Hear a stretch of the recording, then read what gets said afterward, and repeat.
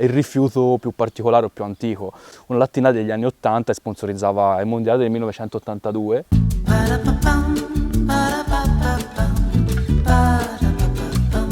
Plugging, che significa semplicemente pluck up, dallo svedese. Pluck up è raccogliere. Abbiamo iniziato comunque a fare il plugging sui letti dei fiumi o riserve naturali che sono lasciate un po' andare. E mettendo delle foto sui social con i rifiuti raccolti, ad esempio in spiaggia, queste foto ricevevano tantissimi apprezzamenti. Quindi abbiamo sfruttato questa caratteristica dei social per far conoscere, no, quello che facciamo. Le nostre attività sono promosse tramite internet, pagine social. Il sito di The Pluggers è il contenitore un po' dell'evento in cui viene pubblicato tutti i dati, cioè quanti chilometri andremo a fare. Il nostro strumento di raccolta sono delle pinze. La maggior parte delle persone, quando raccogliamo, quelle che non sono con noi intendo, ci guardano e ci ringraziano, ci fermano, bravi, bravi, bravi. Ecco.